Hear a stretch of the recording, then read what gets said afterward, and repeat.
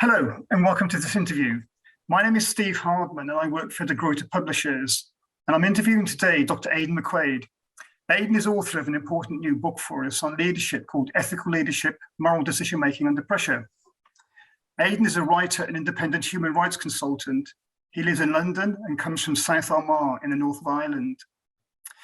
This is the second title to be published in our new book series, The Gruyter Transformative Thinking and Practice in Leadership and its Development. The series editor for this book series is Professor Bernd Vogel from Henley Business School. And one of the main objectives of the series is to bridge leadership practice and research. And Aidan's book will be published on June the 6th. Welcome, Aidan, and thank you for joining us today.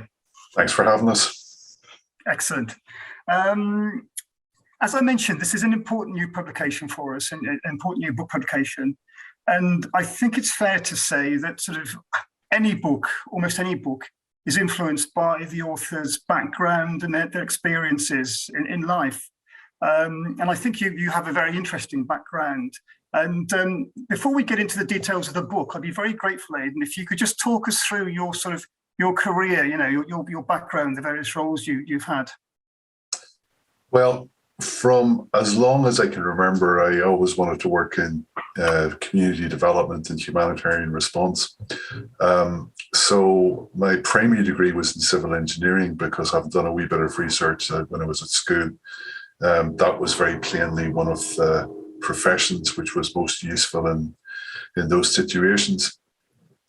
So one of my first jobs after I graduated was working in Ethiopia, doing quite basic water supply, sanitation, soil conservation around areas of southern Ethiopia. That, as it turned out, was in the later stages of the civil war there. Also growing up in the north of Ireland, I was sort of quite used to conflict situations and used to having lots of armed people about the place with guns, so that didn't faze me that much. But I sort of got very much hooked on that as a profession, and I subsequently worked in other parts of Ethiopia. I got a job for a while as desk officer for Oxfam, but from there then I went to Angola, where I was country representative for Oxfam during the final years of the civil war there. And I think that was a bit of an eye-opener as well, because as much as I thought I knew about conflict up to that point, I probably didn't know as much about conflict as I discovered, because the scale of the war there was quite different from anything I'd previously seen. And it was striking just how war and violence can rip a society apart so profoundly. One of the things that struck me as well, and it's relevant in the present moment as well as we look at the questions around sanctions in relation to the Ukraine war, is just how much international trade is important for the maintenance of war machines and the sinews of war. Because the Angolan war was fueled on one side by the oil economy of Angola, which funded the government's war machine, and on the other hand, the diamonds, which funded the rebel movement UNITA's war machine, and then the vast majority of the civilian population in between obtained absolutely no benefit from the natural resources of one of the potentially richest countries in Africa. And that led me to wonder again then how people coming from similar backgrounds to myself can so easily work with industries which are causing such vast quantities of human misery. And I suppose that's where the origin of the book lies. Afterwards, I wasn't particularly well, sort of quite burnt out at the end of my 5 years in Angola. So I went to study for a bit, and I got the opportunity to do a PhD after that. And the question which I wanted to answer when I was doing my PhD was that question of, well, why do decent people do dreadful things in particular circumstances? And having done a bit more reading, I discovered that the answer to that question had been pretty well established by particularly the social psychologists in the United States in the aftermath of the Second World War. But that left me with another question, which is the one which I ultimately completed my PhD on, and which this book is ultimately about, which is, well, why do some people not acquiesce in the social pressures to do negative things? Why do some people carve out a different moral path? Why do some people say we're going to try a different approach to these things and try a more moral approach to these things? And that's ultimately what the book's about, and that's ultimately where the passage of my career and the background of my career comes into intersection with the research that I did and ultimately producing this book. Thank you, Aidan. That's a really sort of, must be harrowing experiences at times that you've been through in a long period in Africa. And I think subsequently you worked with AntiSlavery International. That's right. After a few years of doing the PhD, I saw the opportunity of AntiSlavery International came up, the chief executive role there. And AntiSlavery was an organization that I'd heard of for as long as I can remember as well. There's various intersections with Irish history. Roger Casement, who was a humanitarian human rights campaigner at the beginning of the 20th century, who came from my mother's county, Antrim, in the far north of Ireland. He did some important work for anti-slavery over the years, the beginning of the 20th century. And it was an issue I've always been somewhat interested in. And so I applied for the job and was fortunate enough to get it. And I led anti-slavery for 12 years.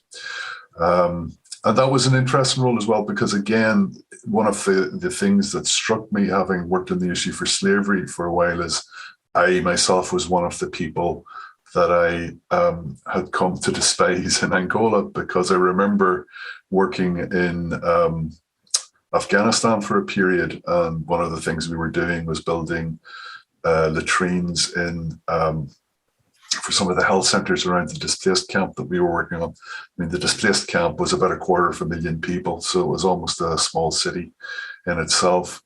But we would purchase the bricks for building these latrines from the local brick kilns. It didn't really strike me to think much more deeply about that, but one of the things I learned in later years working for anti-slavery is that the staff of brick kilns right across South Asia and into Central Asia are mostly enslaved people, enslaved by debt bondage. So in the same way as I was being critical of people who funded the war economy in Angola, I was playing a very direct role in funding the slavery economy in Afghanistan. So we can become quite implicated in a lot of these issues if we aren't too thoughtful about it, if we're just looking too narrowly about the specific responsibilities that our jobs bring us. Thank you. Turning to the book itself, you at the end of each chapter, you have points for reflection. And at the end of the first chapter, you pose a question to the reader and you say, who's inspired you in your life and how have they inspired you? So I put that question to you. Who has inspired you in your life and your work?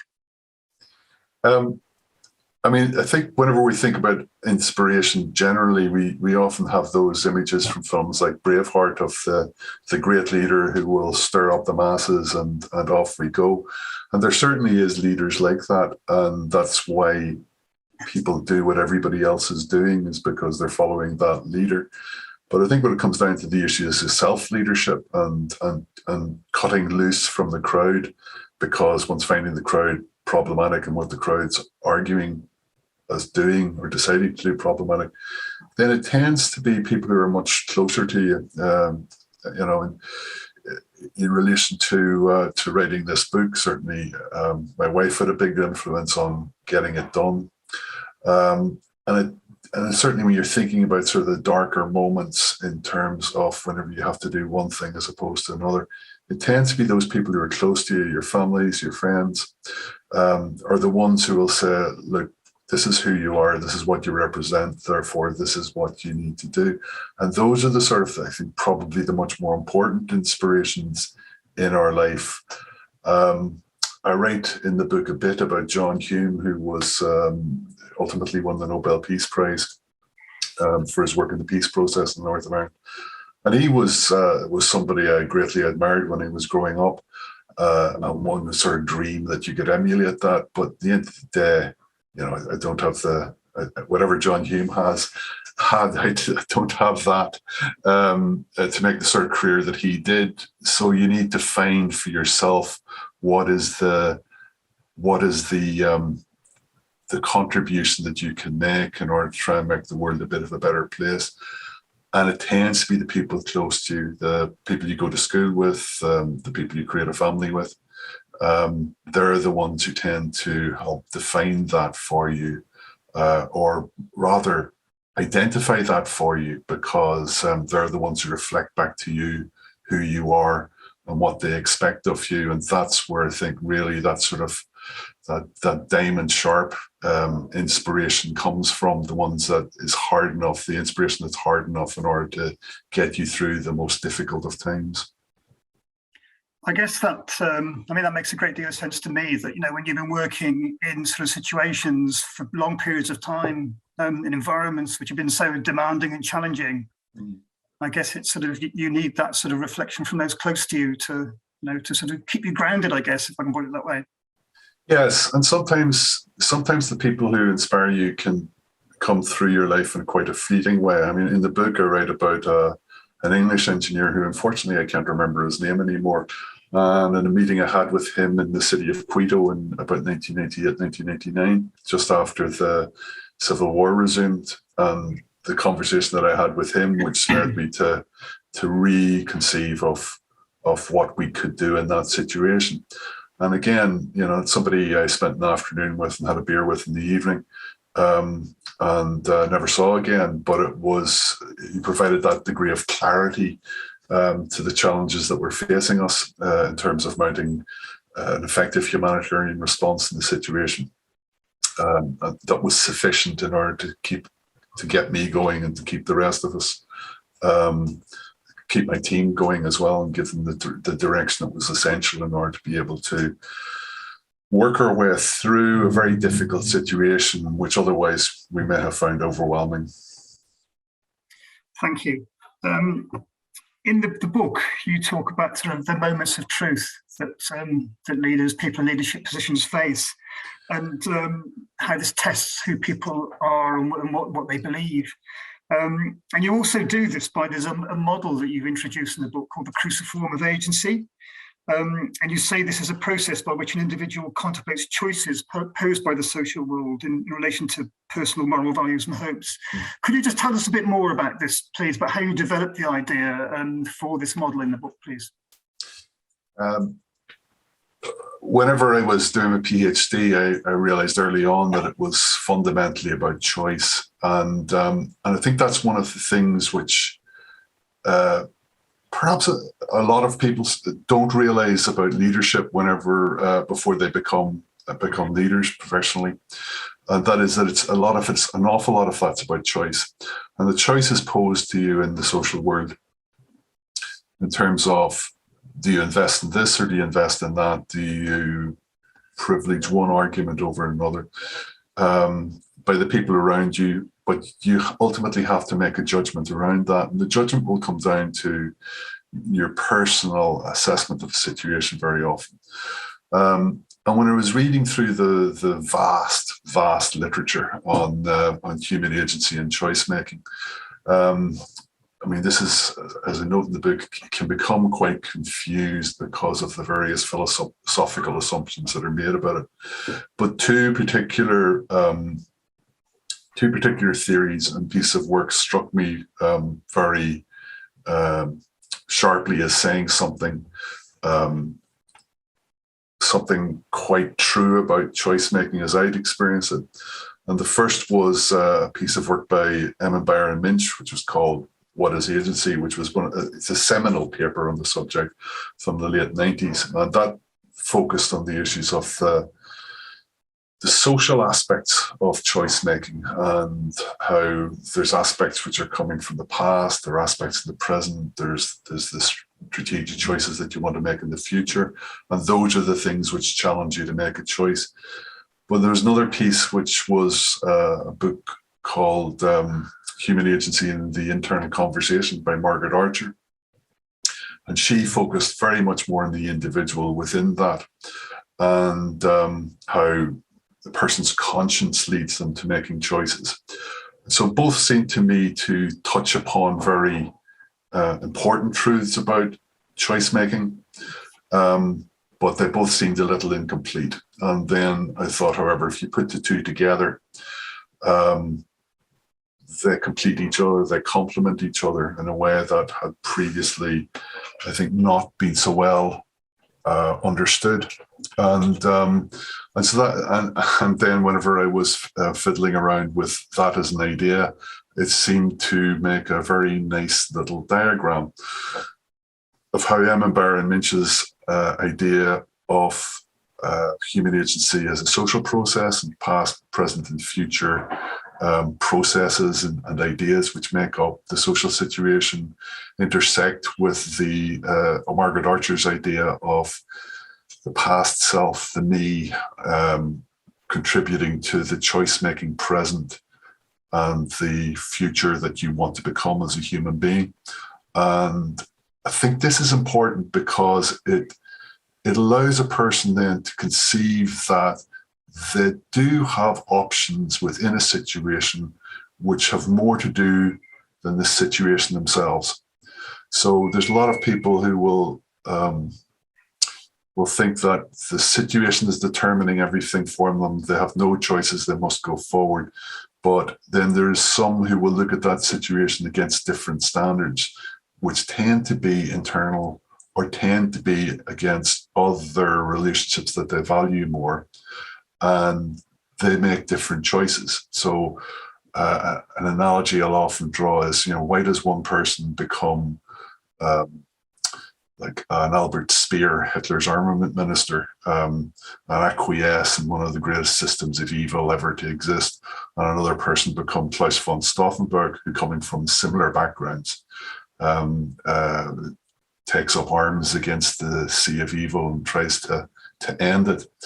And that ultimately comes down to questions of personal moral values and a refusal to accept the situation just in the way that it's presented to you.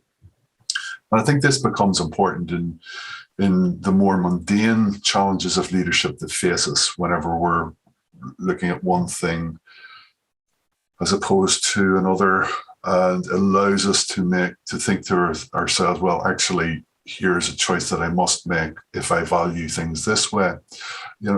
I don't think it's uncommon in these difficult economic times, for example, for leaders to be posed with a option to make themselves popular by, for example, handing out unaffordable pay rises to staff members in a time whenever the income of the organization won't sustain those pay rises.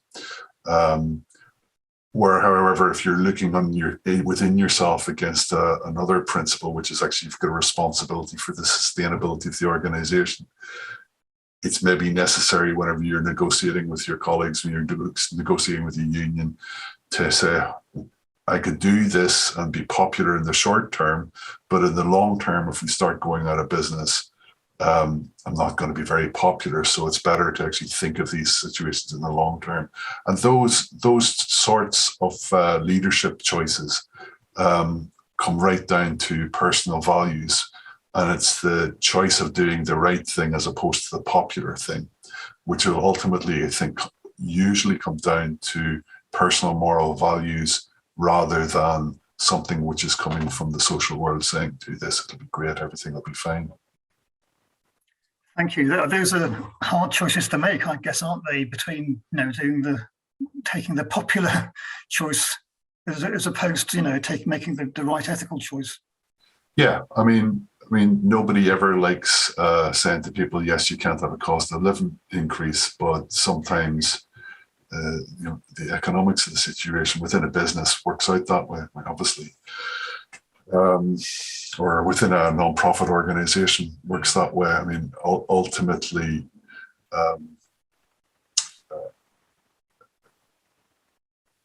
you have to base these things in your judgment, because in the end of the day, it's what you're being tasked with, it's what you're mandated to do, it's what you're being paid for. And so this idea of taking personal responsibility for choices and being prepared to then reflect on them later to see whether you got them right or wrong, that's another central part of ethical leadership, which is to say and acknowledge if you do get something wrong, like, yes, sorry, that was wrong, we could do something different now. But it's about trying to be aware that sometimes, perhaps oftentimes, a lot of the time, the right thing is not the popular thing. There's another line which John Hume used to use, that you can't eat a flag, but there's a lot of people can be stirred up by that. But that refusal to fall into the emotion of a moment, but rather actually instead try to think your way through it in terms of what's needed as opposed to what's popular. That, I think, again and again comes down to being one of the core issues of ethical leadership, and being clear that there's values which are sometimes more important than other values. The value of containing human life is more important than the value of making a profit. For example, the value of sustaining an organization is more, particularly if it's an organization which is doing something important for the wider world, is going to be more important than immediate term popularity sometimes. So those are the hard choices which sometimes have to be made. And they're the essence of what leadership is very often about. It's not the glamorous stuff. It's not the stuff which the superstar CEOs in Forbes 100 companies tend to write about. But I think it's probably a much more common experience of the realities of leadership that most professional leaders would have. Thank you. Changing tack, you published a novel quite recently called The Undiscovered Country, which I read and enjoyed and recommended to various friends and colleagues. And the central theme of this book is the morality of war, which obviously, in terms of subject matter, you can see the sort of link to your past, your background, your experiences. In writing the novel, is there anything that you've learned that you sort of brought into your new book? I think there's two things, perhaps. One is the key way to write is to write. If you wish to write a book, you should write a book, sort of thing.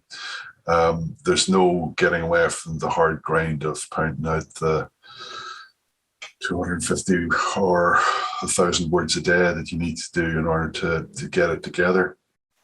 In fact, I was chatting to a friend of mine the other day. He's got, I think, a very good idea for a book.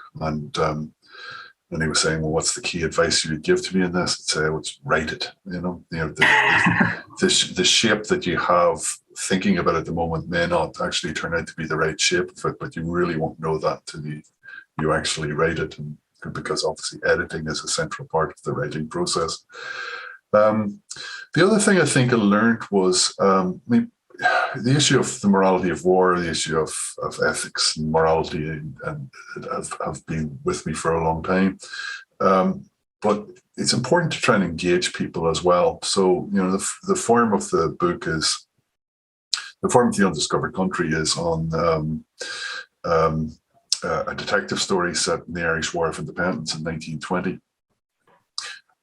And part of the reason for that is there's a long tradition going back to Graham Greene and Chandler and Eric Ambler of writing about quite difficult moral questions within the context of the thriller.